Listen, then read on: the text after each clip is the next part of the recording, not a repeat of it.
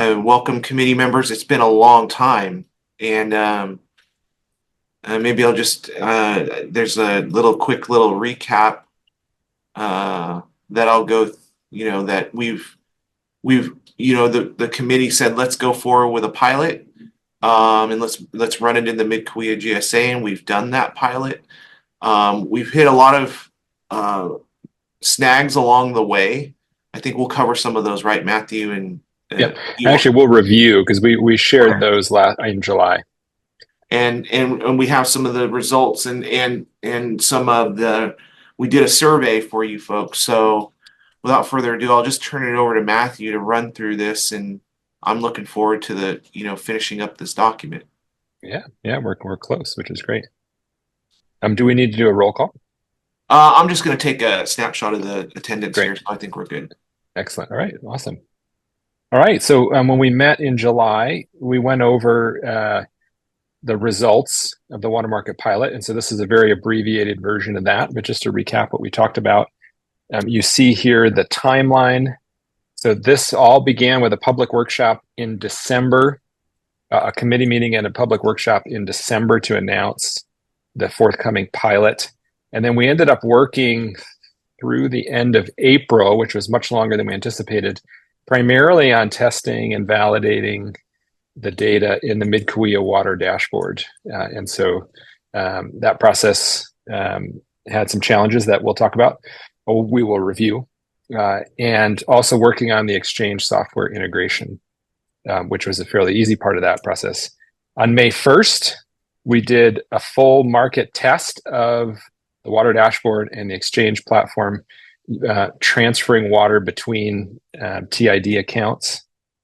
And that was sort of that allowed us to give a thumbs up that we were ready to proceed. We had actually done many rounds of testing prior to that, but that was just testing done between my team and the water dashboard team, whereas this was real bids and offers submitted by different accounts. And so that was very successful, and that gave us the thumbs up. So we got approval from the GSA to move ahead. May 16th, we had our first public workshop.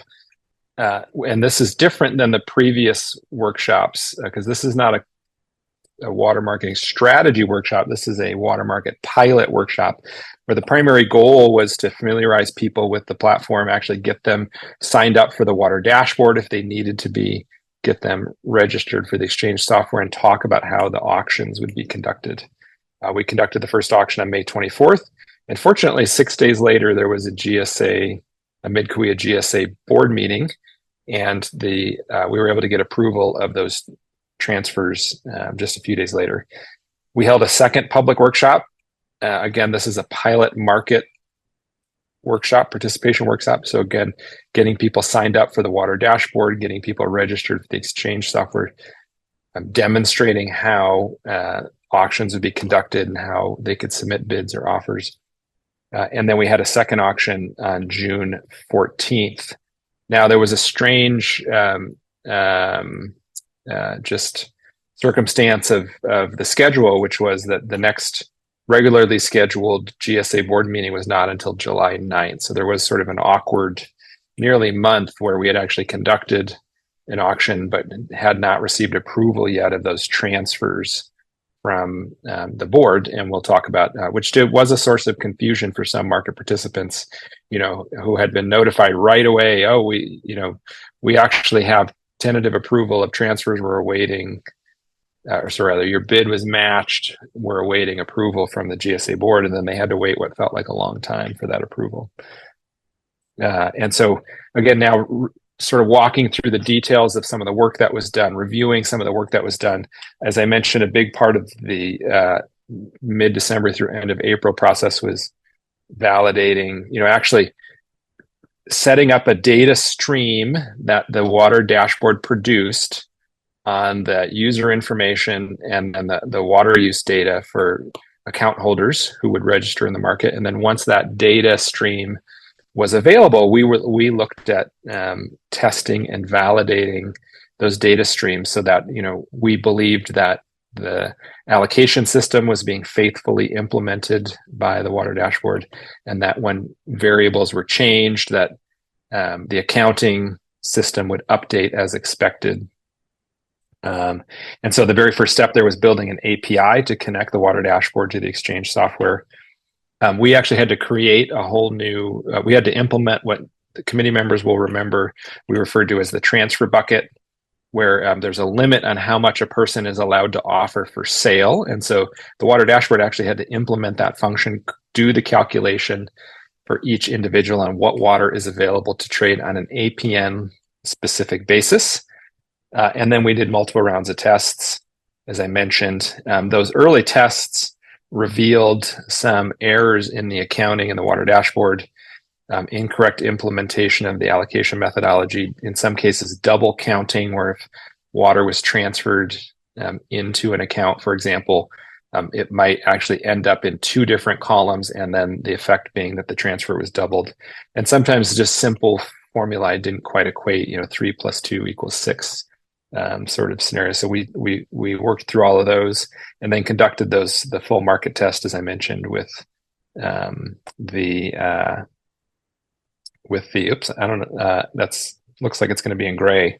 I don't have a copy of that in dark. So looking at that gray text below, there was, again, this systematic approach to testing and validating the streams of data from the water dashboard. Here's some other examples of things that we found. There were multiple APNs that were present in more than one account, where the APN was in at least two accounts and the allocation associated with that APN was in two different accounts.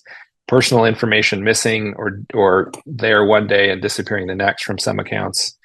And then the user's balance, which we had defined as a user's supply minus their usage, is their balance. And that's the basis for calculating water available for trade.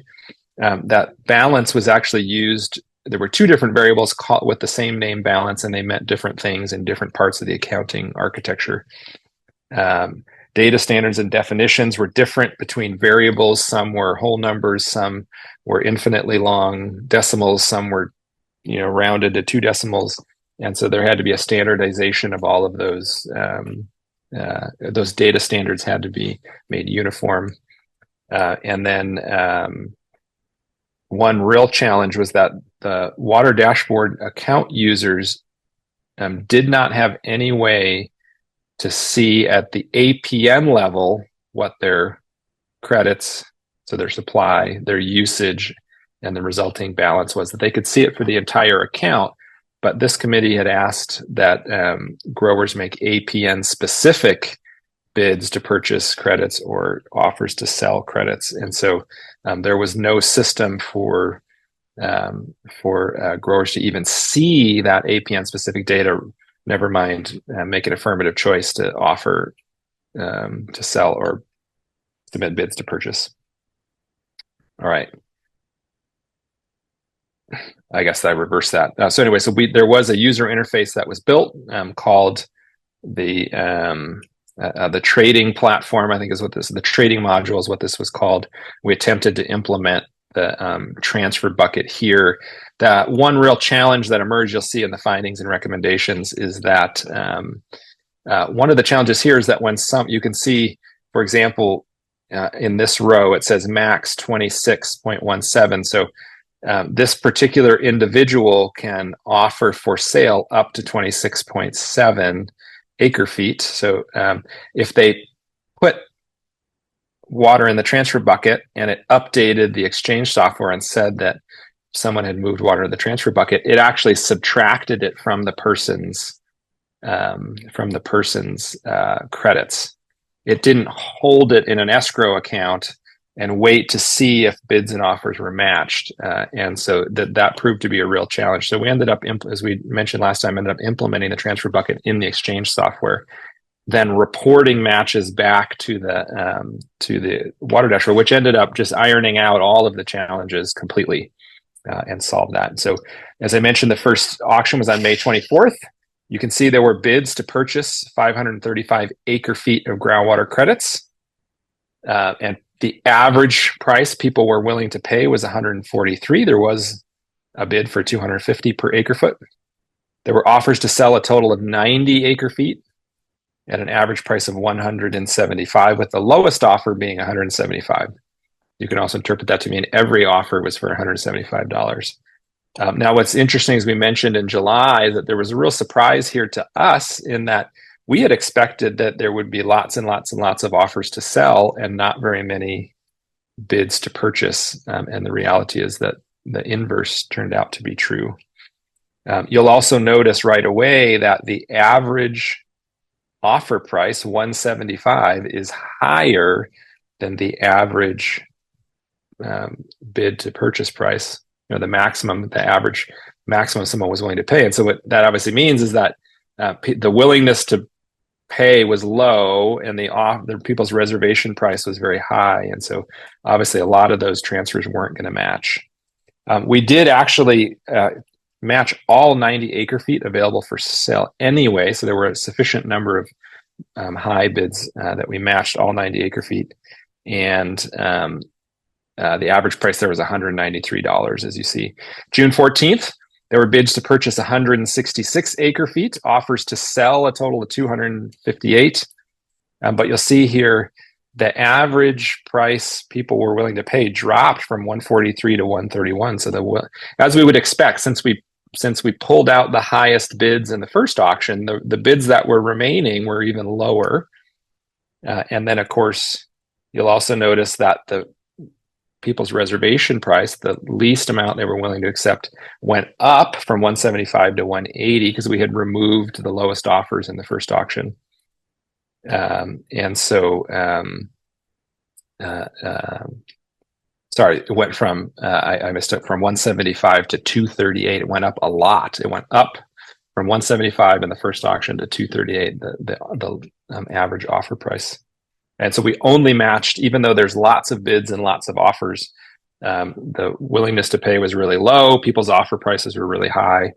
And we only sold a total of 8 acre feet in that particular auction at an average price of about $189 per acre foot.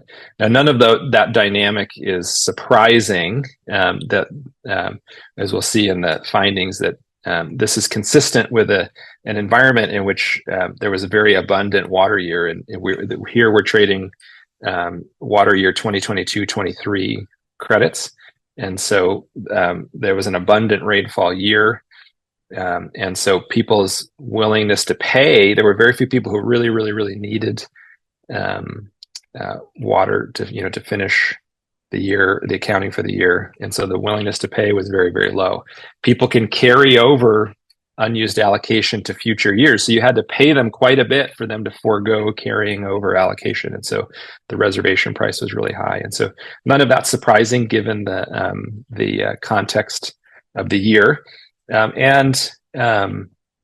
Actually, in some senses, we're a little bit grateful that was the dynamic, that we weren't trying to implement the pilot auction in a year when there was just desperate need for water, because that would have presented all kinds of challenges. So this gave us some terrific experience in the process of getting people registered for the water dashboard who hadn't been, on very short notice, getting people registered for the software, conducting auctions, collecting feedback. And so in that regard, it was very successful. So between the two auctions, there were bids to purchase 701 acre feet, offers to sell 348 acre feet, and we transferred a total of 98 acre feet at an average price of $192. And you can see what this amounts to. There were 15 different bids, 6 different offers submitted by 11 different participants represented there. And this restates what I said a moment ago. Current bids and offers and the small amount of acre feet transferred is consistent with a relative abundance of supply in the water year for which we're trading groundwater credits. So that's a review of market activity. So those of you that were here in July heard that before. Are there any questions or comments that you have hearing in a second time? I guess I just want to thank Matthew, Candriel, Craig and Diana, Matthew. And we lost a lot of sleep in worrying about connecting the water dashboard to the the water market software H2O. But we did not give up, and we saw it through. And I think we saw the fruits of that labor when we got the results back. I mean, it wasn't our goal to see transactions in hundreds and hundreds of acre feet. I think we got a test, and I think what we're going to cover is some of the feedback we heard, which is really what we were after. We weren't after a true market. We were after feedback is what we were after. Learning. Yeah, learning. For me, one of the key elements we saw happen is the interaction between the growers, Matthew and Diana, at a one-on-one workshop. And I think that is a huge measure of our success, is sitting down with the growers and helping them through the process. Once they got through, I think they realized we built a very intuitive, simple system.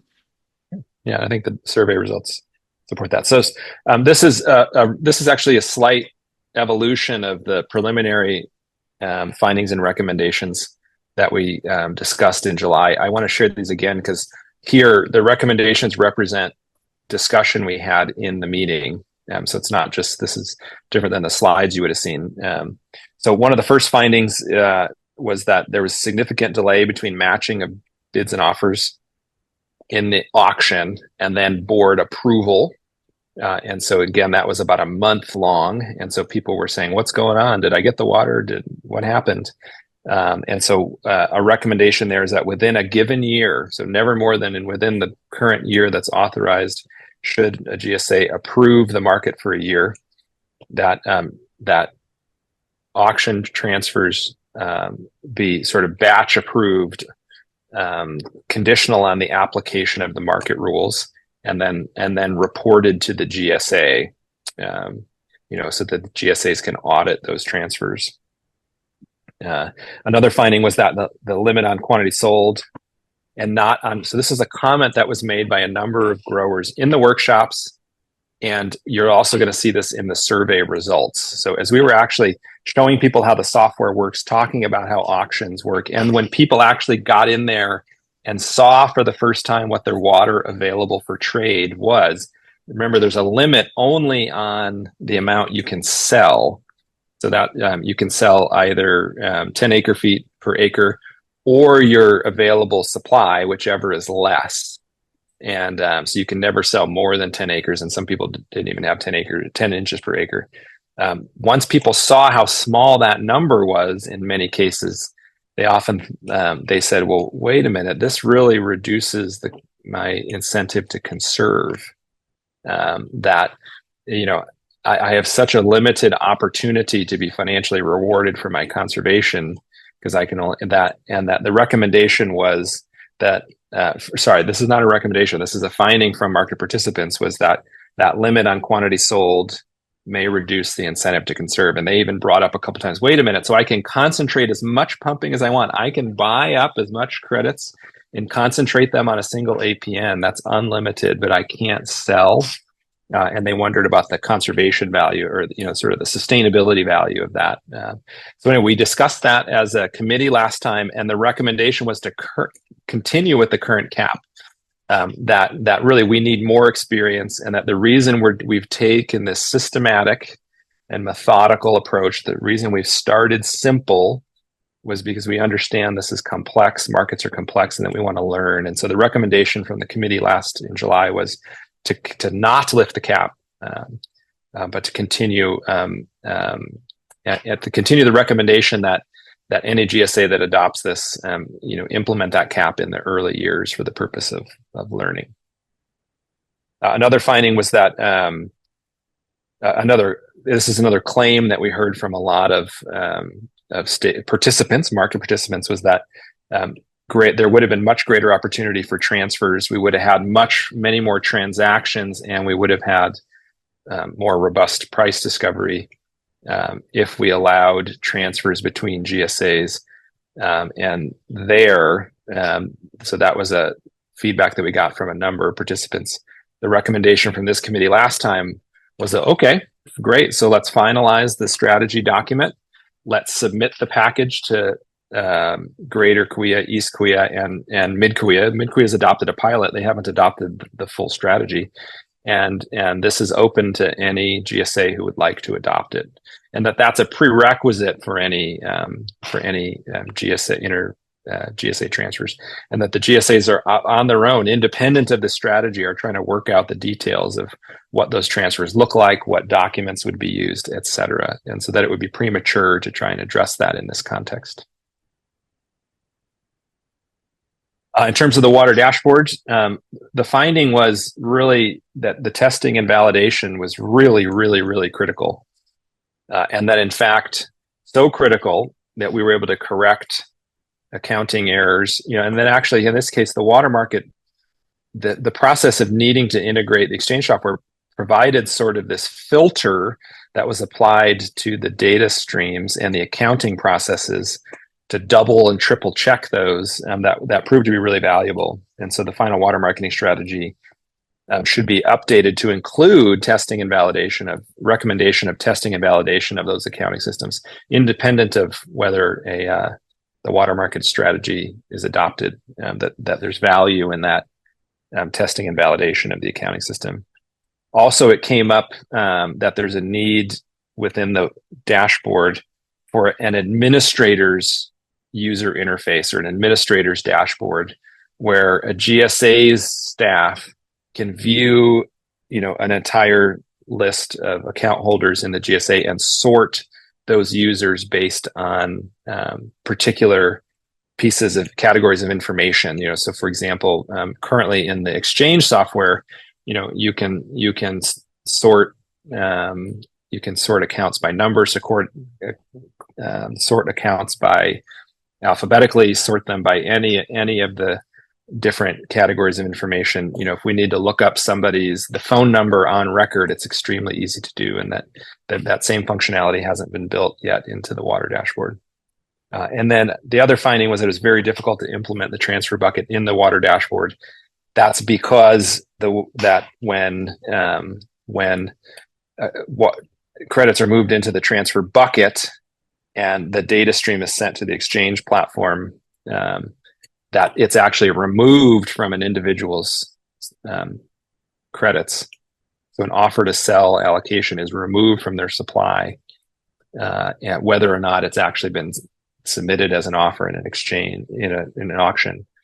And so again, we ironed that out very quickly just by having the water dashboard communicate, well, what's the maximum amount a person could have sold?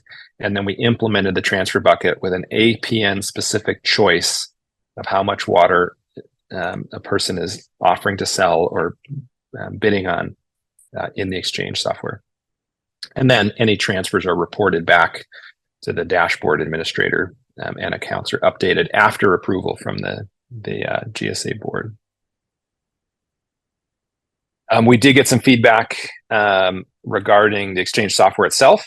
In particular, the way the exchange software is set up in a pretty intuitive way, where you for every single APN, you see your supply or your credits, and that means everything from allocation credits plus groundwater credits plus carryover credits. All of those, that complete supply portfolio. You see all of that summed up. You see a person's usage. And then you see the difference between those two, which is the balance. And that even though that's now in the dashboard, because that same degree of detail is not available at the APN specific level for water dashboard users, sometimes they were confused. Like they would look at the numbers in the exchange software and say, wait, how does that map back to my water dashboard account? And obviously they do. The numbers are, but one is seeing the roll up at the APN specific level, the other one's seeing the roll up at the account level, and they had trouble sort of do those numbers actually add up? And some people had 25, 30 APNs, it was particularly difficult. And so anyway, so that was a source of some confusion on the part of one or two participants that we heard from. And so the recommendation is to add that APN specific detail to the water dashboard interface. And then the last finding is just how valuable the public workshops are. So they were quite well attended. The venue that we had was excellent. Diana did a tremendous job, getting people comfortable with the water dashboard. And then it was just an excellent opportunity to interface with folks where, we've been talking about the water market strategy in these public workshops with a slide presentation, but this lets someone sit down at a computer, log into their water dashboard account, register for the software on the very same computer, see those two things side by side. And so it hints at that really the more opportunities there are to do that, and the different sort of means of interacting with stakeholders. So the workshops were great. Maybe there's other ways to interact with folks, virtual office hours, other things. And sometimes it did take the form of Diana and I jumping on a Zoom call with an individual grower, on a Thursday afternoon, but streamlining that process to make ourselves as available as possible was certainly valuable. And there can be more of that for sure. And with that, I'm going to pass off to Candriel. So that's a summary of what we talked about in July.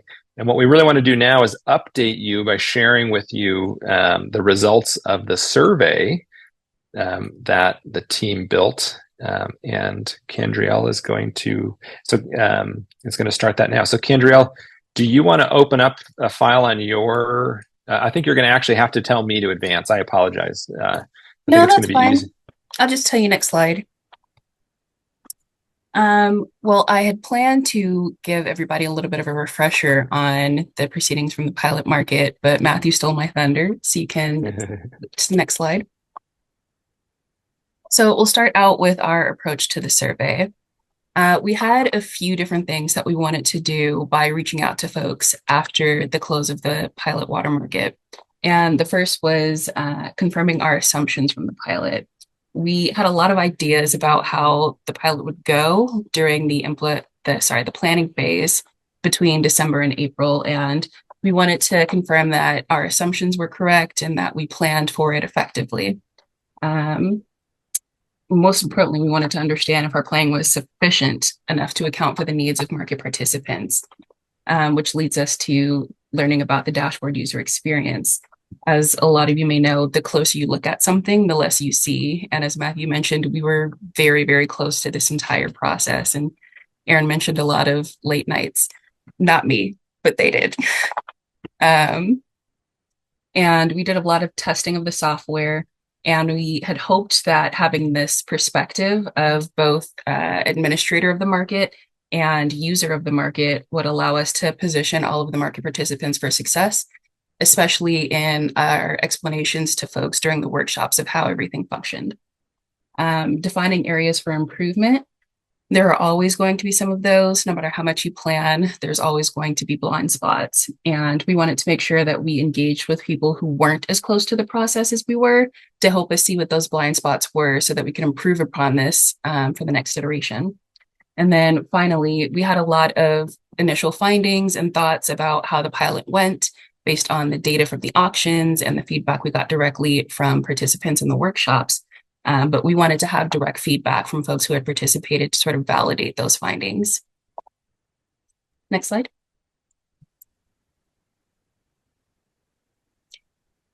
So how was it distributed and who was it sent to?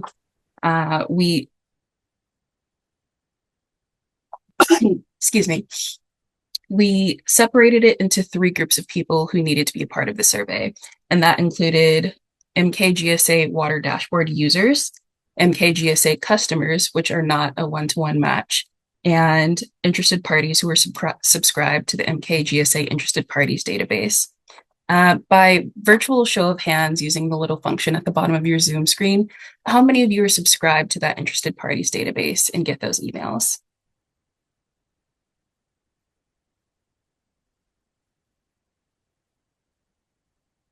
I'm seeing 1. Natalie. Yep. Aaron, you don't count. Diana, you don't count either. Okay, so I'm seeing 1 person who is not working for MKGSA that is subscribed to the interested parties database. As I'll mention a little bit later, it's one of our most successful communication channels. So we heavily relied on that to get out the word. We sent several email communications to that database over the course of the survey's life, starting with an introductory email on July 19th, and then several follow-up and reminder emails leading up to the close of the survey on August 5th. We posted a link to it on the MKGSA website, specifically the webpage that hosts information about the water marketing strategy, and of course, word of mouth. A lot of discussions with growers and water users across the Subbasin, water managers and other subbasins, East and Greater specifically, just letting them know that this was happening, but not specifically to participate, and all of you folks. And it resulted in a really decent turnout. Next slide. So starting out with some demographic information, we got a little bit of a mixed bag when asking survey respondents, and I'll try to make sure I say respondents and not participants, so as not to confuse you with specifically the folks who participated in the market. A little bit of a mixed bag from survey respondents when asked where do they live or work within the Kaweah Subbasin. And overwhelmingly, it's filled with folks, survey respondents, who exist in the Mid-kaweah Subbasin. However, there's also folks who have land or work in or live in Greater and East. So we had a mix of folks who had just land in Mid-kaweah, or Mid-kaweah in Greater, or Mid-kaweah in East, or Greater in East, and everything in between. And that told us two things.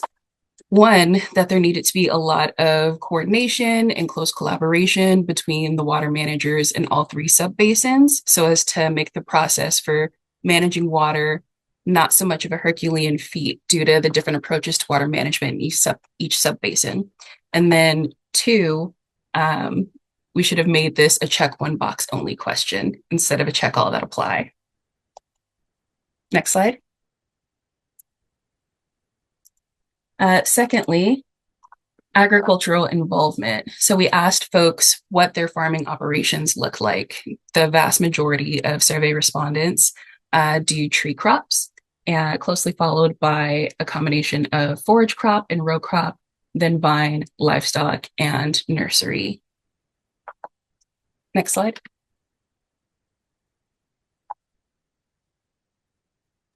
I had one quick question about this for committee members. Does this look like a representative cross section of the basin? Superficially, this is not deep analysis. Does this look approximately like what you would expect? There's very few farmers that are, exclusively one thing or, well, I mean, there are, but there's a lot of overlap between these two. Yep. But I think, in terms of people that are looking, to use this platform, it makes sense to me that the tree guys are, which I'm one of them, because you have less flexibility in water demand. You can't just say, I'm not going to water the trees for a year. Right. Okay. So I don't think that is representative of the entire GSA. No. Okay. It's not so 44% trees. It's not that much acreage. No. Okay. I don't know what it is, but it's not that. Okay. Yeah, the Mid-kaweah, if you're just to take TID's land, is much more livestock, forage, and row crop than it is trees. I think we're probably in the 25-30%, more towards the 25% on the tree crop. Somewhere there. Interesting. Okay. Thank you.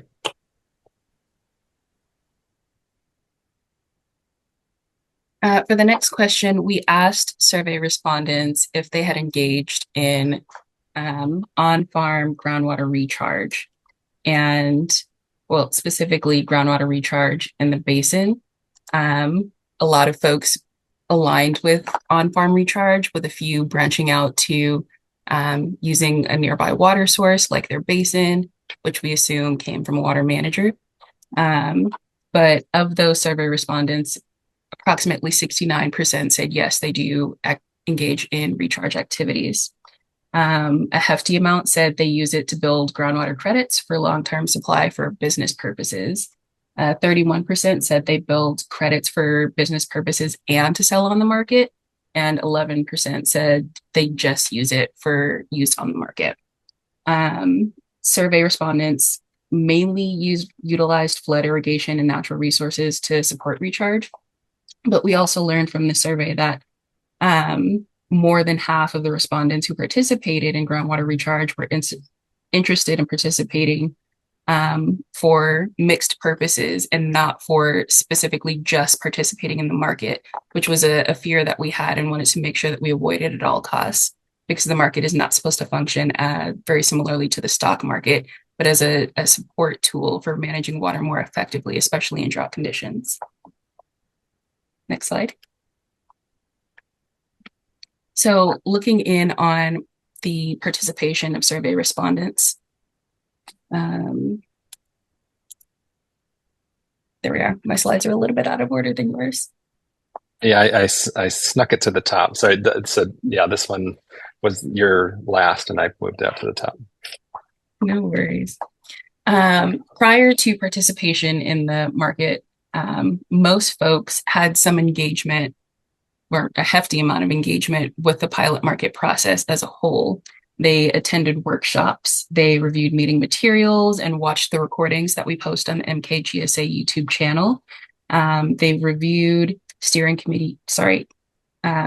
attended steering committee meetings and engaged with members such as yourself. Only 5 out of the 29 respondents did not participate at all. So the one question that I have for committee members on this here is, how many conversations did you have about the pilot water market with neighbors, relatives, business partners, constituents? And what was the response in those conversations? We'd love to know what those conversations looked like.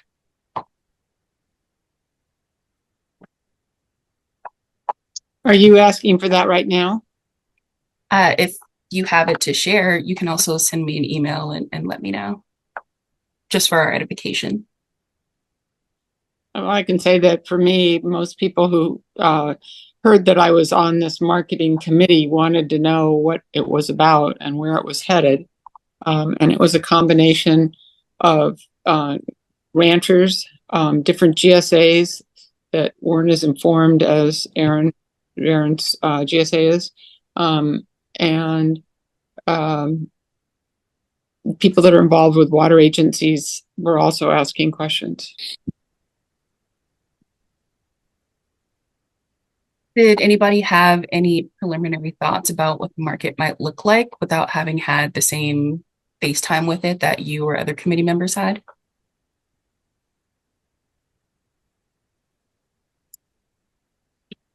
Yes, and so Sophie, as a follow-up question, does the idea seem overwhelming to those folks who haven't been as integral to the process, or does it seem straightforward enough? You know, one of the biggest things for me was to be able to say that you had already worked on this project in Ventura, and I sit on a board over there, and it's been very effective. And that's when they'd start. So it worked. And I'm like, well, that's the whole reason we're putting in all this time, is hoping that it'll work. And we have, you know, people leading the program that are very experienced with this. And that's where I got those were the questions. And when I could answer them that way, then there was a receptivity to learn more.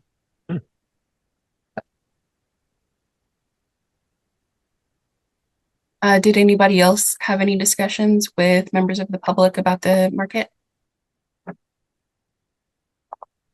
Just anecdotally, I think had we had a couple dry years, you could put a 0 or 2 zeros behind all these numbers. When people had sufficient surface water, they just put off learning about it until they need it more.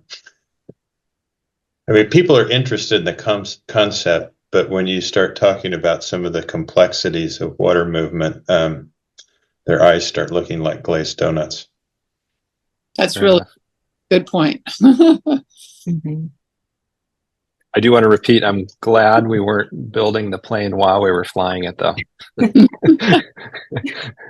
Now that's not to say it's not important and we don't need to Yeah. need this. I think it actually is probably was a good thing that we had the conditions we had for a pilot because um, that I don't think there's been any negative feedback from it. If you had people trying to move thousands of acre of feet in a dry year and you had months delays and those things, then it might have spoiled people for quite a while, and that didn't happen. So, Yeah. I mean, you actually got water moved and got water traded. I think it's a very successful startup. One other thought is I've often remarked it. If you recall, at the start of that water year, we thought it was going to be an ultra dry year. We thought there was going to be desperate need, and it's amazing how the year changed. The sky opened up. And maybe, if I could ask, and maybe there is no comment, Natalie, Sonia, I think Sue, are you with us? From the community standpoint, are you hearing any concerns or conversation out there about? I don't anticipate that they were engaged in, hey, I'm coming in on the market. I mean, there wasn't an allocation there necessarily, but we'd like to know what the feedback is. Oh, it looks like Natalie has her hands up. Yeah, I had actually brought this up to Matheny earlier in the year. The big question was like, would they have to enter the market? And I told them no. And like from my understanding of how the market was set up, it was set up with safeguards for small water systems and domestic wells. And then I let them know you're also connected to Tulare, and I don't see any anticipation for Tulare to engage in the market. But if folks know otherwise, please correct me. But that's that eased their concerns when I explained that portion of it. So Natalie, we've looked at I say we. I think the staff here at the Mid-kaweah have looked at opportunities where a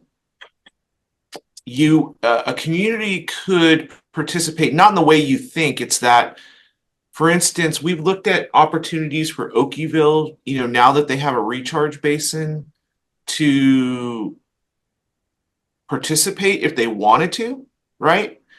And use the revenue from the participation in the market to fund its ongoing O&M, which is always a concern.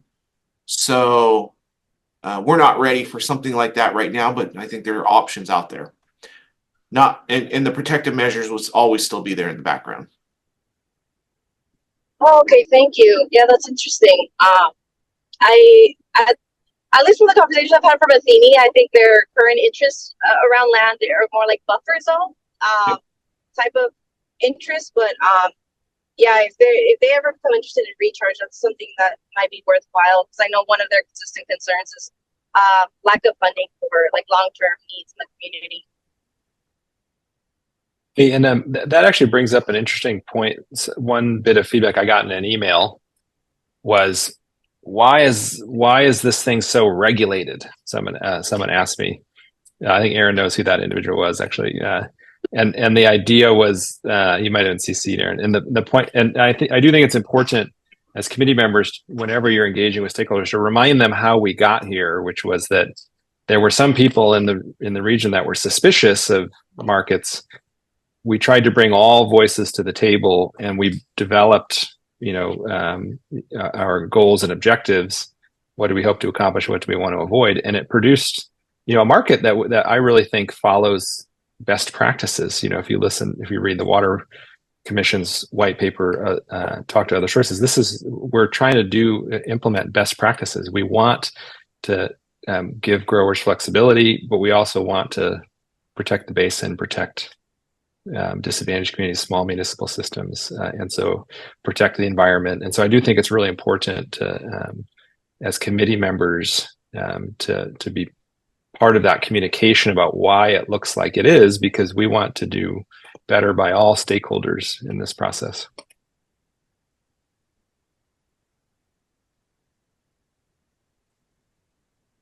I think Sonia had a comment.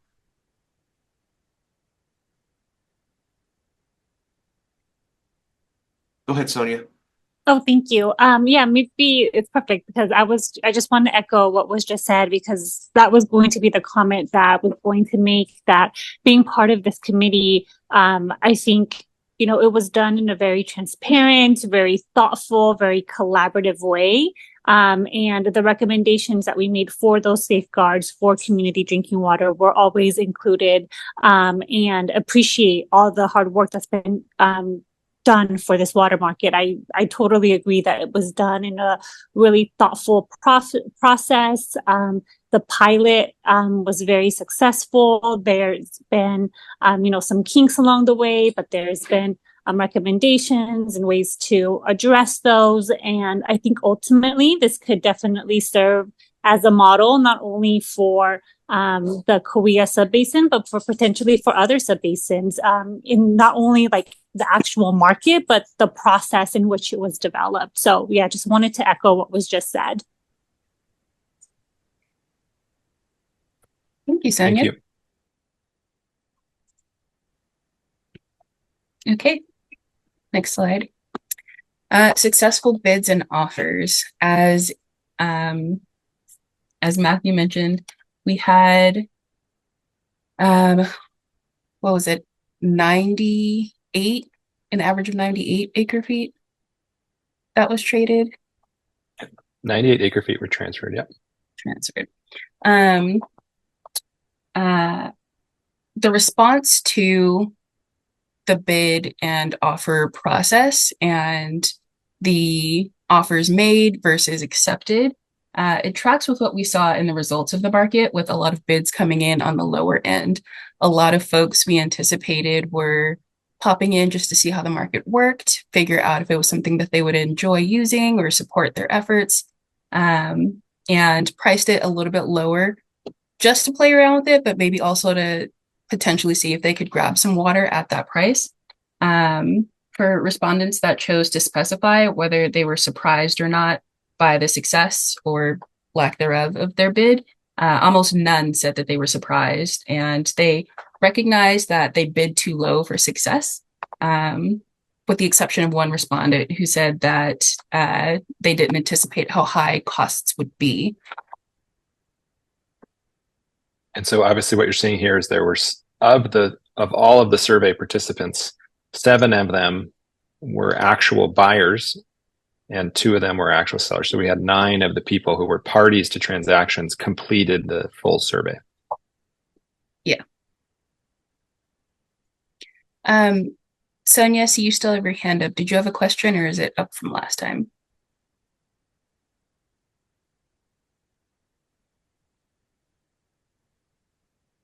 I'm gonna.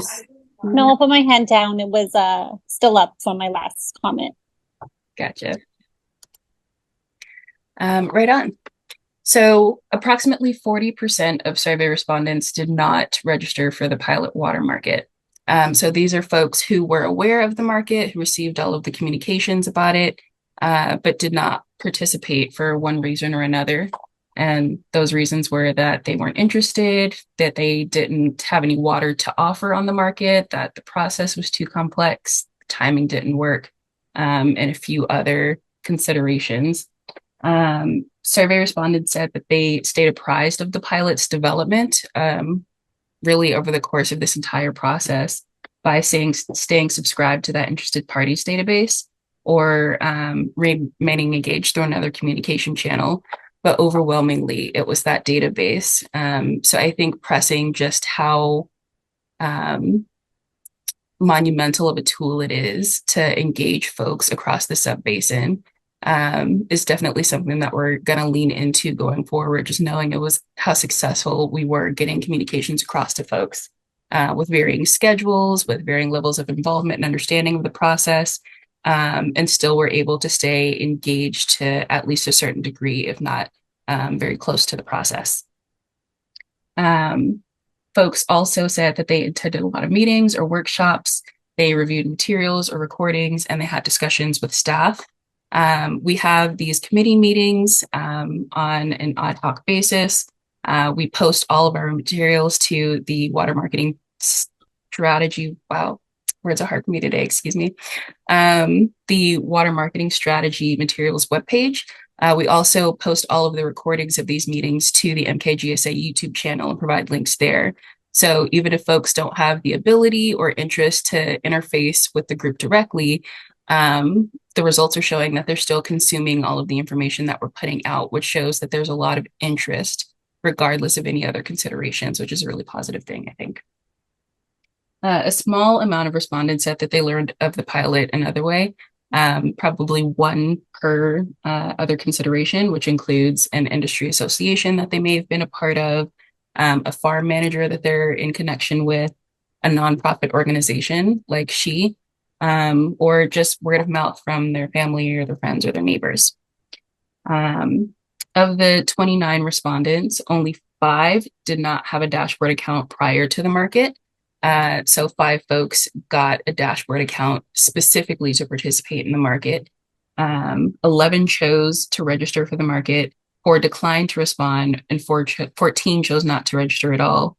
17 of the respondents had, I'd say, little to no difficulty navigating the exchange software that was integrated into the dashboard that Matthew talked about earlier. 3 had a large amount to a high degree of difficulty, but for the folks that did state that, they said that they credited it with a lack of technical savvy, not necessarily the software itself. And I have your chart there at the end of that survey response. Awesome.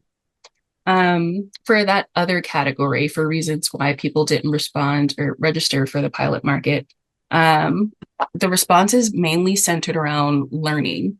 They wanted to know whether they were TID customers or not, or whether they had water to trade at the time. Respondents overwhelmingly commented that they wanted to understand the market structure and process, and see if it was something worth jumping into during the next iteration, and seeing how the market would grow from the pilot to a larger implementation phase. Several respondents were eager to learn more, but were holding off until they felt a little bit more comfortable with the system that was set up. It's a very new process in this area, and the other subbasins within the region are doing other processes and approaches. So just taking a little bit of a cautious step to learn more, but not be too affected by it. And we surmise that all of those folks are folks who also have land in Mid-kaweah, and not just folks in Greater or East who are looking in on the process. And then finally, all of this wraps up to tell us that your approach, our approach to development and implementation of the market has stayed aligned with the guiding principles. I don't know if everybody remembers those, but they were sort of the modus operandi for this entire process and dictated how we were going to conduct ourselves, how we were going to operate the market, and just showing how respondents felt about the pilot market and how they felt about the information they learned at the workshops, and the process of navigating the new software and participating in the auction.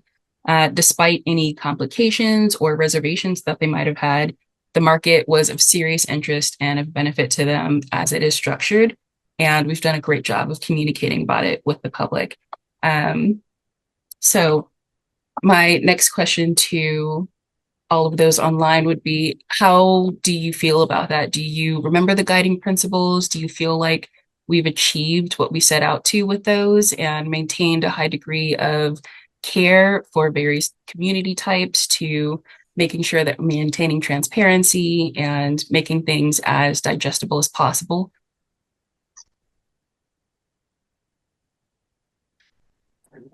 Hey, Kendriel. Yes. The slide that we're looking at is still the pie chart of how many people registered for the pilot water market on Zoom. I don't know if that was the correct slide that we're supposed to be on. Oh, I'm looking at my slide. I wasn't looking at the screen. Next slide, please. One right after that. Yes. Sorry. So these are the levels of difficulty that folks explained having or not having with the market dashboard.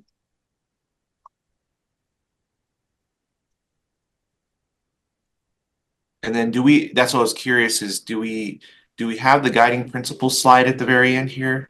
I don't, but I can ease it in 30 seconds. I can have it up. Should I grab it? Go. You get 30 seconds. Okay. Tell us a story, Aaron, in 30 seconds. You got 30 seconds. Oh. But while that's being pulled up, by show of hands, how many folks do remember those guiding principles that we put together at the beginning of this process? Before Matthew puts them up. I know we had them, and I know it was to be flexible, protective, I saw equitable. hands. We should Awesome. have tested everybody. We should have put a quiz together, Kendra. Missed opportunity. I'll give them next time. I remember the chocolates I had to give everybody to get us to the guiding principles. If for those of you that were there for that, that was a story. For you folks, I use that as an example of collaboration at its highest level, where we were at an impasse, and how folks can put differences aside and come to a conclusion and be proud of it, right? I think it ended up being unanimous at the end. We were at an impasse an hour before we were ready to leave, and by the time that hour was up, we were at unanimous. So, and I think you turned the swamp cooler off so that the temperature in the room went up so that we wanted to get out of there. It was getting warm. I think Joe was there. I think James was there. I think Soapy, Craig. Craig, I don't know if you were there. Chuck, were you there? Were you online? I think no, Chuck, you were there. Yeah, it was in our shop. There. Yeah, in our shop, and it was coming out of COVID, and it was late. It was a pretty full house, though. It was a pretty full house. Pretty hot, yeah.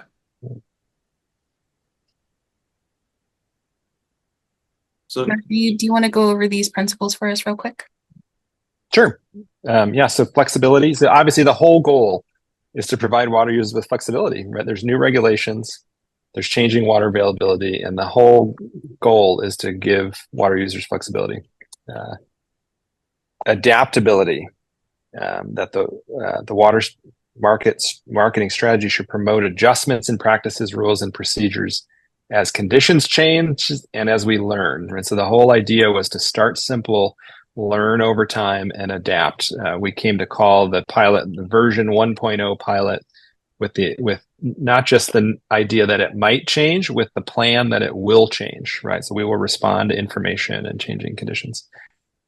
Transparency, the process of developing the water marketing strategy for conducting market activities are visible and interested and understandable to interested stakeholders.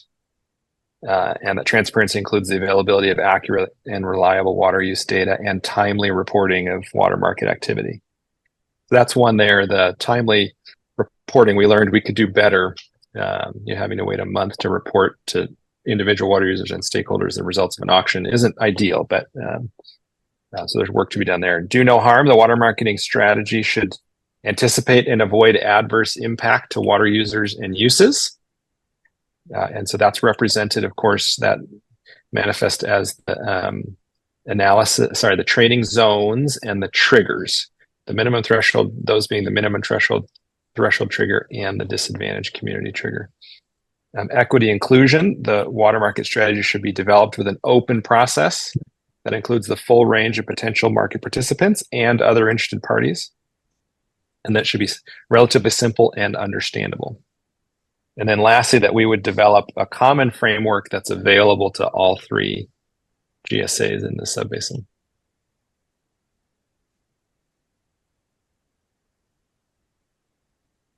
Awesome, thank you.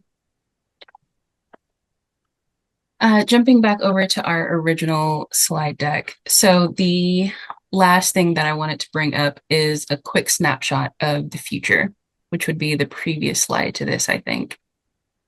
Thank you. Yes. So of the 29 respondents, 22 answered this last question, which was, if they saw themselves participating in the water market in the next 3 to 7 years. And in asking this question, we wanted to see how likely we were to get repeat customers, how successful the pilot was. And as you can see, a couple of folks said they'd come back as a buyer, some said as a seller, 6 said primarily as a seller, but both. And the majority said both, but primarily as a buyer. I don't know about you, Matthew, but this tells me that folks like to have an option for additional support when they need it, rather than using it to offload water that they don't need or make a little bit of extra money. This is, as we hoped, seen as a tool to use to help with effective water resources management across the board. And I'm hoping that with the next iteration of this pilot, this holds true and these numbers continue to grow. And this is also consistent with how we thought the pilot would go, where there would be more buyers and fewer sellers. Mm. All right, we did that one. That's it. Yes. All right. So one last thing I added this one, Kendra. So not only did I rearrange your slides, I also added one. Sorry. Thank you so much. Great job handling the curveball. And so there were some free form answers where people could, for example, after answering this question, reporting the level of difficulty of using the actual exchange software, they could have free response answers providing recommendations. And so these are the only 3 where someone chose to leave one of those. But I just wanted to share them with you because they are consistent with some of the other findings that we responded to previously. One said lift limitations on how much you can offer. So you heard discussion of that in the July meeting. The committee recommended, well, maybe at some time in the future, but let's wait, that the water marketing strategy should advocate for an initial cap during the learning process. Someone said anonymity is important, that they felt, obviously the reason for doing this anonymously was the idea of giving everyone equal access, or equal opportunity to benefit from the gains of trade, that, no one could be excluded. Someone could say, no, I'm not buying or selling with that individual. So this person simply said anonymity is important, and also noted separately that water credits need to stay near the area where they're sold. And obviously we do have the trading zones and the triggers to address that need. And then one other piece of feedback was that within the exchange software, there should be a feature to print, and these are word for words, a PDF version of the offers or bids once they're made. Oh, pardon me, I couldn't hit mute fast enough. Sorry. And so here, this is great. This is just excellent feedback in the sense that everyone having to use an electronic platform, even if it updates immediately and you can see the bids or offers that you've just submitted, that you can edit those at any time, you can erase them. That at the same time, some people really just like having a physical copy, a physical record of what was done. And so that was really great feedback. And that's a easy enough function to build. And so that was great feedback. So we have one more section we wanted to talk about now, which is the timeline for the final strategy document. But before we move on to that next section, are there any comments or questions about the survey results?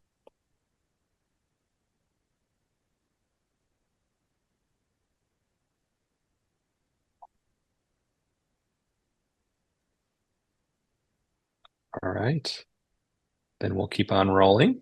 And so we want to talk about the timeline for the final strategy document, which is the ultimate deliverable for this committee.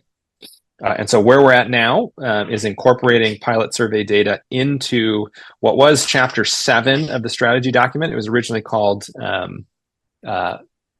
Analyzing Costs and Benefits of Water Trading, where we anticipated hiring an outside firm to do economic impact analysis. That's been sort of rescoped as a chapter on the pilot and the findings and recommendations. And so now this survey result needs to be incorporated in a narrative form into that particular chapter. So that's happening right now. Our goal is to have that draft final strategy document ready for committee members to see on September 17th. And there's really there's only a couple chapters that still have significant content that needs to be, of the 7, that needs to be updated. So it's already there's a tremendous amount of information there. And so we'll be making that available to committee members via Dropbox. Our goal is by the 17th. And I wanted to see if I still have the Dropbox window open. Here I do, yeah. And so just so you recall what that looks like, And is that I just wanted to clarify that we've updated the time for the workshop to be 5:30 to 7. Great, thank you. Great. So you're going to get a link to this Dropbox folder, and what you can do here is you can navigate through the various elements of the water marketing strategy document, and you can so you'll see, for example, in one of these folders. So if we go into building a market, you'll see here that there is the primary chat. Oops, I jumped too far. What you can see here is that there is the chapter. Let's see. So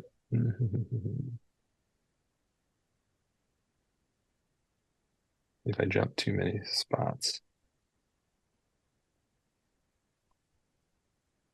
So in each of these, it's like it says section 3. So in each of these folders, there will be a Word doc, and we'll provide a map of all of this. That's the primary chapter. Maybe we'll even relabel it so that it's really clear what the chapter is. And then accompanying each of those written chapters, there will be supporting documents, sometimes just 1 or 2, sometimes a bunch. In the case of building a market, each of the documents, the resolution that could be used by an agency to adopt the market, the water market rules, the participation agreement, all of those things will be attached as exhibits. And so you'll be able to navigate this and provide feedback on each of those chapters. You have already provided us feedback on many of the chapters. The ones that really need significant updating are, of course, chapter 7, which is the pilot findings and recommendations, and then 4, water rights, which is still being produced by the legal team. But you'll get a link to this Dropbox folder.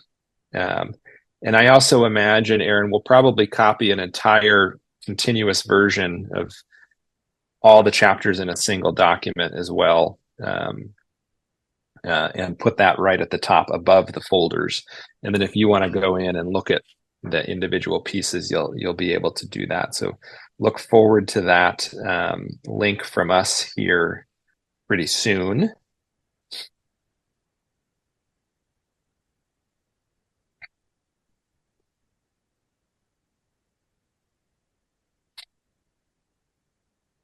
And so this is an old flyer for the Kaweah Subbasin public workshop. So there will be a public workshop. Sorry, tell me the time again. 5:30. Is that what you said, Kendriel? Yes.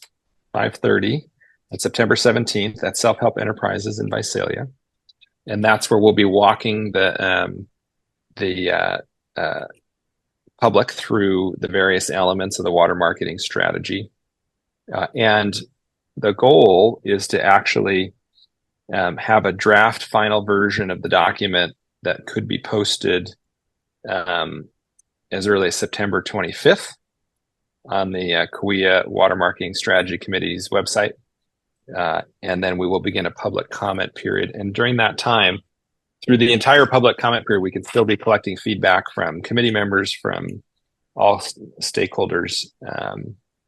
And then we'll essentially spend, at least through November, cataloging, responding those comments to produce the final strategy document. And so that's sort of the timeline that we're on.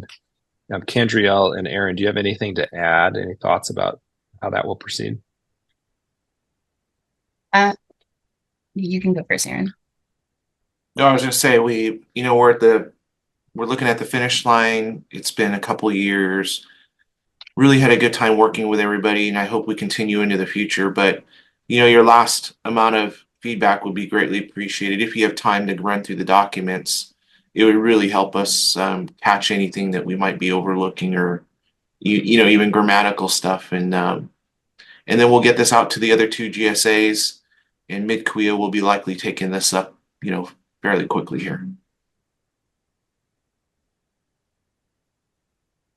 On to you, And Ken. what's the timeline, Matt and Aaron, for your feedback?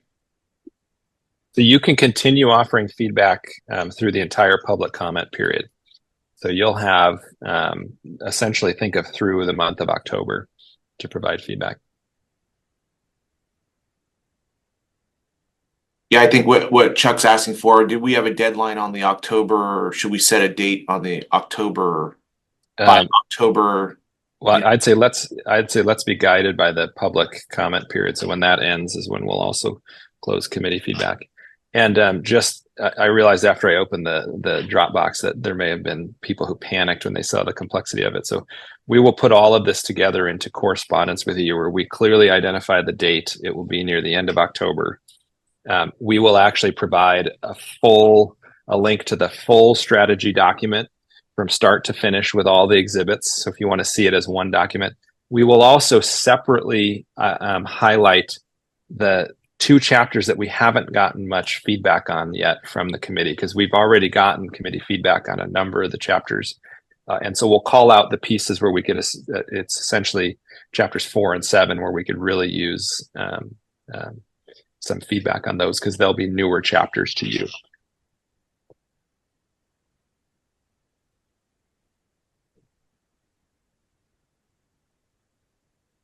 Kendriel, were you going to add anything? No, you actually covered it.